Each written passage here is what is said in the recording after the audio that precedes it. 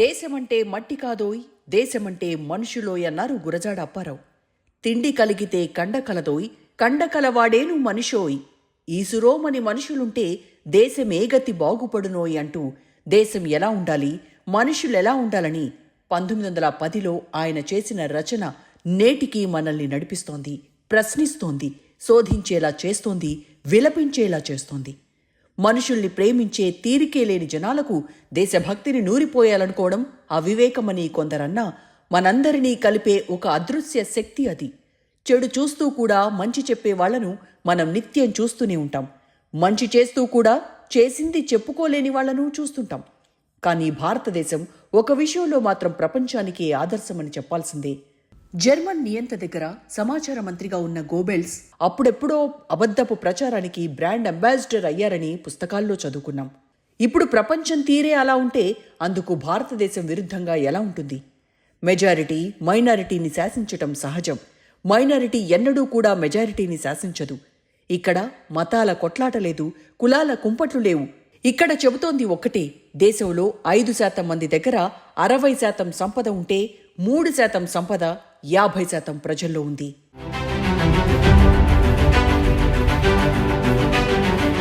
సర్వమానవ సౌభ్రాతృత్వం, విభిన్న మతాలు, వర్గాలు, భాషలు, సంస్కృతులకు అతీతంగా మానవుల ప్రేమ, గౌరవాల భావనలను గురించి చెప్పేటప్పుడు చెప్తాం. అందరూ బాగుండాలి, అందులో మనముండాలని చెప్పుకోవడానికి బాగానే ఉన్నా వాస్తవం మరోలా మన కళ్ల ముందు కనిపిస్తోంది. దేశంలో 50% సంపద 5% మంది దగ్గర ఉంటే దేశంలో నివసిస్తున్న 60% మంది దగ్గర ఉన్న సంపద కేవలం 3%. అంటే ప్రభుత్వాలు, విధానాలు ఎవరి కోసం, ఎందుకోసం, ఎలా పనిచేస్తున్నాయో వేరే చెప్పాలా?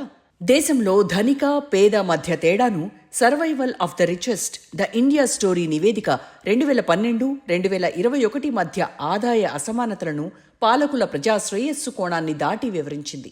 భారతదేశంలో బిలియనీర్ల సంఖ్య 2020లో 102 కాగా 2022లో అది 166కు పెరిగింది.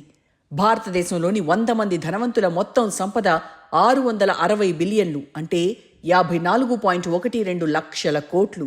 ఈ మొత్తం 18 నెలలకు పైగా మొత్తం కేంద్ర బడ్జెట్కు నిధులు సమకూర్చగలదు. భారతదేశంలోని టాప్ 10 ధనవంతుల సంపద 27.52 లక్షల కోట్లు.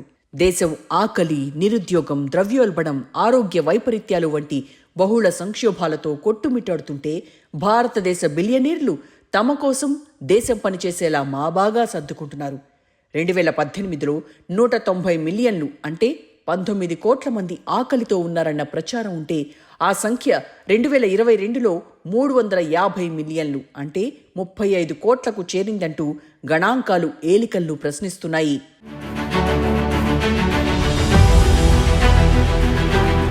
ఇది నాణానికి ఒకవైపైతే దేశంలో మధ్యతరగతి ప్రధాని మోడీకి జై కొడుతోంది. ప్రధాని మోడీలో వారందరూ కొత్త భారతాన్ని చూస్తున్నారు. దేశంలో ప్రభుత్వాలు మారిపోవడం, విధానాలు మారిపోవడాన్ని వారందరూ ముక్త కంఠంతో విభేదిస్తున్నారు. వృద్ధి మందగించటం, సంస్కరణలు నిలిచిపోయినా, పన్నుల భారం పెరిగినా మధ్యతరగతి మాత్రం జయహో మోడీ అంటోంది. రాజకీయ పార్టీలు పన్నుల ద్వారా వస్తున్న డబ్బును పేద వర్గాలపై చల్లి ఓట్లు కొనుగోలు చేస్తుంటే మధ్యతరగతి భారతం ఉక్కిరిబిక్కిరవుతోంది. భారతదేశ ఆర్థిక వ్యవస్థ మందగించి కుదుపులకు గురవుతోంది. ఈ పరిస్థితితో ఎక్కువగా నష్టపోతోంది మధ్యతరగతి వర్గాలే. కానీ 11 ఏళ్లుగా బీజేపీకి జై కొడుతున్న వారిపై మరింత కనికరం చూపిస్తే దేశం ఇంకా వేగంగా అభివృద్ధి చెందుతోందన్న భావన ఉంది. రిజర్వ్ బ్యాంక్ ఆఫ్ ఇండియా, ప్రపంచ సంస్థలు అన్నీ ఈ ఏడాది వృద్ధి అంచనాను 6.5% తగ్గించటం ఆందోళన కలిగిస్తోంది. దేశ ఆర్థిక వ్యవస్థ మలుపు తీసుకుంటోంది అనడానికి చాలా తక్కువ ఆధారాలున్నాయి. ఆశావాద వాతావరణం, అన్నింటినీ జయించే భారతదేశ స్ఫూర్తి ఇప్పుడు తగ్గిపోతోంది. గాలి మారిపోతోంది. లక్షాధికారులు విదేశాల్లో ఆస్తులు, ఇళ్లు, వీసాలను కొనుగోలు చేస్తూ బిజీగా గడుపుతున్నారు. విదేశాలకు తరలిపోతున్న భారతీయ మిలియనీర్లపై ఇప్పటికే హెన్లీ ప్రైవేట్ వెల్త్ మైగ్రేషన్ రిపోర్ట్ ఆందోళన కలిగించే రిపోర్టునిచ్చింది. గత 2 ఏళ్లలో 5,000 మంది విదేశాలకు వెళ్లారంటూ లెక్కలు ప్రకటించింది. దేశంలో సంపన్నులు ఫిర్యాదులు చేయరు, ఎవరినీ లెక్క చేయరు. వాస్తవం ఏంటంటే వారి వద్ద డబ్బు కుప్పలు తెప్పలుగా ఉంది. భారతదేశంలో పెట్టుబడి పెట్టడానికి బదులుగా వారు విదేశాల్లో పెడుతూ డబ్బుతో గేమ్ ఆడుతున్నారు. వారంతా చట్టబద్ధంగానే ఇదంతా చేయడం విశేషం. తరలిపోతున్న మిలియనీర్లను పక్కన పెడితే బిలియనీర్లు అందుకు విరుద్ధంగా వ్యవహరిస్తున్నారు. వారు తరచుగా బిగ్గరగా ప్రముఖంగా ప్రభుత్వాన్ని ప్రశంసిస్తూ తమ పనులను తాము కానిచ్చేసుకుంటున్నారు. దేశం 5వ అతిపెద్ద ఆర్థిక వ్యవస్థ అవుతోందని, అతి త్వరలో 3వది కాబోతుందని, ప్రపంచంలో వేగంగా అభివృద్ధి చెందుతున్న పెద్ద ఆర్థిక వ్యవస్థ అంటూ ప్రభుత్వాన్ని వారు ఆకాశానికి ఎత్తేస్తున్నారు. వారందరూ కూడా దేశంలోనే ఉంటున్నారు. వారు భారతదేశంపై ప్రేమ నడిపిస్తారు, కానీ పెట్టుబడులు పెట్టరు. ఆర్థిక మంత్రి వారిని తరచూ మందలిస్తున్నా వారికి చీమ కుట్టినట్టయినా ఉండదు. హెచ్చరికలను లైట్ తీసుకుంటారు. వారందరూ చెప్పేది ఒకటే, డిమాండ్ అండ్ సప్లై సూత్రం ఆధారంగా తాము పనిచేస్తాం, కానీ ఎవరికోసమో ఎందుకోసమో ఎలా పెట్టుబడులు పెడతామంటారు.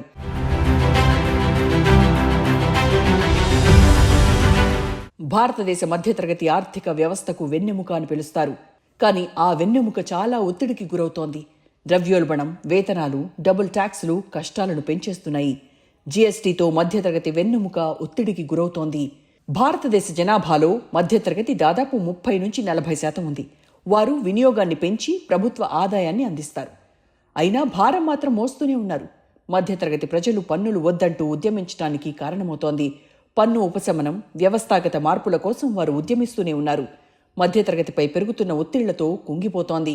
సాధారణంగా 4-5 లక్షల నుండి 30 లక్షల రూపాయల మధ్య వార్షిక ఆదాయం ఉన్న వారిని దిగువ, ఎగువ మధ్యతరగతి ఆదాయ కుటుంబాలుగా భావిస్తాం. మార్చి 2021లో global think tank Pew research center అంచనా ప్రకారం భారతదేశంలో మధ్యతరగతి జనాభా 66 మిలియన్లు, అంటే 6,66,00,000 తగ్గింది.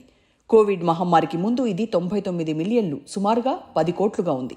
భారత think tank people research on India's consumer economy 2004-05లో 14% నుండి 2020-21లో మధ్యతరగతి జనాభాలో 31% పెరిగిందని చెబుతోంది.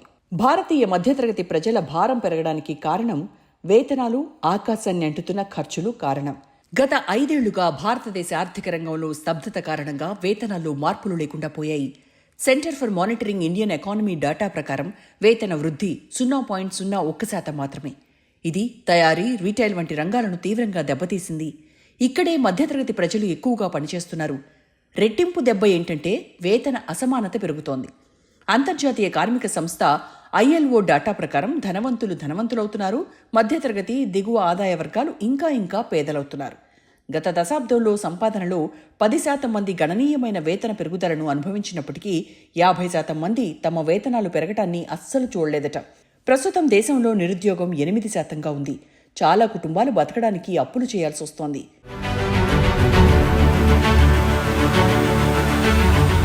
దేశంలో ఎక్కువ మంది ప్రజలు ఆర్థిక ఒత్తిడిలో ఉన్నారని స్పష్టమవుతోంది. ఉద్యోగ భద్రత లేని మధ్యతరగతి జీవితాలను ముందుకు తీసుకెళ్లడానికి అప్పులపై ఆధారపడుతోంది. ఆర్థిక కల్లోలంతో జీడీపీలో 60% మధ్యతరగతి, ప్రైవేటు వినియోగాన్ని తగ్గించేస్తోంది. నెస్లే ఇండియా, హిందుస్థాన్ యూనిలివర్ వంటి ప్రధాన కంపెనీలు కూడా ఇబ్బంది పడుతున్నామని, డిమాండ్ తగ్గుతోందంటున్నాయి. నెస్లే మేనేజింగ్ డైరెక్టర్ తగ్గుతున్న మధ్యతరగతి గురించి హెచ్చరించేంత వరకు వెళ్లారు. మధ్యతరగతి కొనుగోలు శక్తి తగ్గుతుంటే దేశ వృద్ధి ఎలా సాధ్యమవుతుంది? డిసెంబర్ కొనుగోలు సూచిక పర్చేసింగ్ మేనేజర్స్ ఇండెక్స్ PMI 56.4 వద్ద 12 నెలల కనిష్ట స్థాయికి పడిపోయింది. తయారీ, సేవల రంగాలలో కార్యకలాపాలు దెబ్బతింటున్నాయని తెలుస్తోంది. దేశ ప్రజల జీవితాలను సరళీకృతం చేయాల్సిన పన్ను వ్యవస్థ కష్టాలను పెంచుతున్నట్టు కనిపిస్తోంది. జీఎస్టీ స్లాబ్లపై గందరగోళం కొనసాగుతోంది. నిత్యావసరాలపై కూడా వడ్డింపు తప్పడం లేదు. హెల్త్ పాలసీలపైన 18% పన్ను అంటే అనారోగ్యం నుండి కోలుకోవడానికి భారీ మూల్యం చెల్లించాల్సి వస్తోంది. ఎడ్యుకేషన్ ఇంకా మధ్యతరగతిని కోలుకోకుండా చేస్తోంది. మధ్యతరగతి వినియోగించే 2 వీలర్స్పై పన్ను గాయం తీవ్రం చేస్తోంది. మిడిల్ క్లాస్ కుటుంబాలకు 2 వీలర్ విలాసం కాదు, ఇది వీరి జీవితానికి ఆలంబన. ఏ పని చేసుకోవాలన్నా, ఇట్నుంచి అటు కదలాలన్నా వారికి 2 వీలర్ ఒక అవసరం. వాటిపై కూడా 28% పన్ను విధించడం విడ్డూరం కాక మరేంటి? లగ్జరీ కార్ల తరహాలో కూడా మధ్యతరగతి పన్నులు కట్టాల్సి వస్తోంది.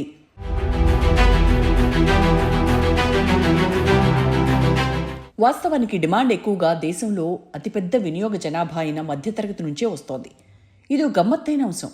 కానీ మధ్యతరగతిని క్షుణ్ణంగా పరిశీలిస్తే ఆహారం, పిల్లల విద్య, గృహ నిర్మాణం, ఆరోగ్యం చుట్టూనే తిరుగుతుంది. ఒక్క మాటలో చెప్పాలంటే కూడు, గూడు, గుడ్డ, ఈ 3 అంశాలే వారికి జీవితం. వారికి ఆ 3 తర్వాతే ఇంకేదైనా అనేది సుస్పష్టం. సంవత్సరానికి 12 లక్షల నుంచి 5 కోట్ల వరకు సంపాదించేవారు తాము వెనకబడే ఉన్నామని బాధపడిపోతున్నారు. వారి దగ్గర ఉన్న ఆస్తులతో చట్టబద్ధంగా వలస వెళ్లడానికి వారికి అవకాశాలు లేవు. అధిక పన్ను చెల్లింపులతో గత ఏడాది వారు ఎంతో నష్టపోయామన్న భావనతో ఉన్నారు. 2 కోట్లు అంతకంటే ఎక్కువ సంపాదించేవారు కూడా ఎంతో కొంత నష్టపోయారు. వాస్తవం ఏంటంటే వీరందరూ కూడా టాప్ కార్పొరేట్స్, మల్టీ బిలియనీర్ల కంటే దాదాపు 2 రెట్లు ఎక్కువ పన్ను చెల్లిస్తున్నారన్నది నిజం.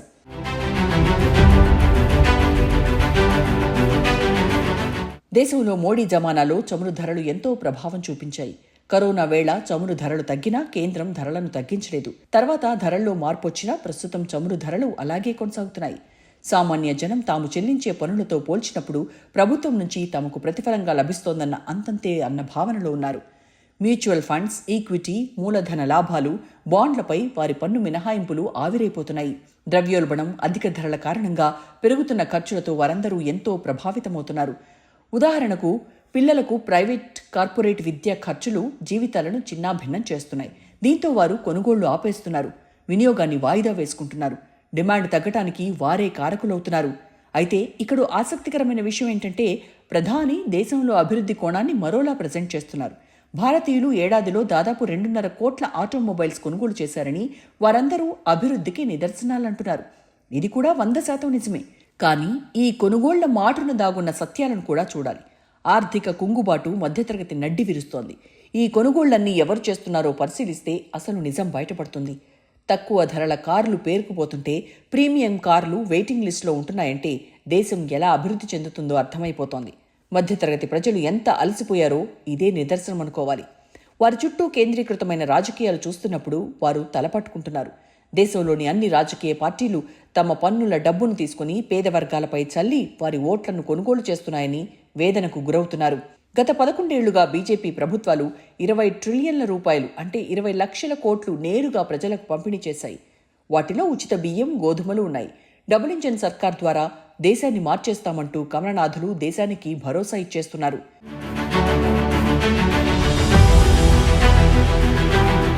ఎందుకంటే రాష్ట్రాల్లో ఎన్నికల రాజకీయాలన్నీ ఇప్పుడు పూర్తిగా నీకిది నాకిది అన్నట్టుగా సాగుతున్నాయి. ఓటుకింత అంటూ రేటు కట్టేస్తున్నారు. ఈ రాజకీయం రాబిన్హుడ్ లాంటిదే కదా. ధనికులు మధ్యతరగతి సొమ్మును పేదలకు పంచుతున్నారన్న ఫీలింగ్ కలుగుతోంది. మోడీ ప్రభుత్వాలు మధ్యతరగతిని పిండి పేదలకు పప్పు బెల్లాల్లా పంచుతోందన్న విమర్శ ఎదుర్కొంటున్నా పన్నులతోనూ మిగతా వర్గాలను వేధిస్తోందన్న థియరీ కూడా వినిపిస్తోంది. అదే సమయంలో సూపర్ రిచ్లు, అత్యంత ధనవంతులు మాత్రం తక్కువ పన్నులు చెల్లిస్తూ హ్యాపీగా బతికేస్తున్నారు. మోడీ, బీజేపీ రాజకీయాలకు విస్తృత మధ్యతరగతి వర్గం అతిపెద్ద, అత్యంత విశ్వాసపాత్రమైన మద్దతుదారుగా ఉండటం విచిత్రాల్లోకెల్లా విచిత్రం. 2014 నుంచి జరిగిన అన్ని ఎన్నికలు బీజేపీ ప్రధాన నగరాలు, మధ్యశ్రేణి నగరాల్లో జయకేతనం ఎగరవేసింది. దక్షిణాదిలో తప్ప బీజేపీ ప్రభంజనం కొనసాగుతూ వస్తోంది. హర్యానా వంటి రాష్ట్రంలో బీజేపీ 0 నుండి హీరోగా ఎదిగింది. భారతదేశంలోని 3వ ధనిక పెద్ద రాష్ట్రం హర్యానాలో 75% మంది దారిద్ర్య రేఖకు దిగువన నివసిస్తున్నారంటే అభివృద్ధి అసమానతల్ని ఎలా అర్థం చేసుకోవాలి? భారతదేశం మొత్తం పేదరికం రేటు 5% కంటే తక్కువగా ఉందని కేంద్రం, బీజేపీ ఘనంగా చెప్తున్నా రెండింటి మధ్య వ్యత్యాసాన్ని ఎలా చూడాలి?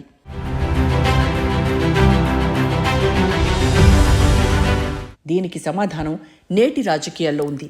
రాష్ట్రాలు పేదలను 2గా విభజించాలి. నిజమైన ఆదాయ సంబంధిత పేదలు, ఎన్నికల పేదలు. రాష్ట్రం తర్వాత రాష్ట్రం ఈ ఆలోచన చేయాల్సిందే. ఎన్నికల పేదలు నిజమైన పేదలుగా లెక్కిస్తున్న దానికంటే 10 రెట్లు అధికంగా ఉంటారు. మధ్యతరగతి ఆదాయాలను ఓట్ల కోసం మన రాజకీయం వ్యాపారం చేసేసింది. అందుకే ఆదాయం, సంపాదన ఆధారంగా పేదలు, ఎన్నికల పేదల మధ్య లక్ష్మణ రేఖ గీయాలి. జనాభా లెక్కల్లో నిజమైన పేదలను తేల్చాలి. అయితే ఎన్నికల పేదలు 10 రెట్లు ఎక్కువగా ఉంటారనడంలో సందేహం లేదు. రాజకీయ నాయక గణం మధ్యతరగతి పన్ను ఆదాయాలను ఓట్ల కోసం వ్యాపారం చేస్తుందనడం ముమ్మాటికి నిజం. కాంగ్రెస్, ఇతర లౌకిక పార్టీలు ముస్లింల విషయంలో ఎలా రాజకీయాలు చేస్తున్నాయో బీజేపీ కూడా మధ్యతరగతిని తేలిగ్గా తీసుకుంటోంది.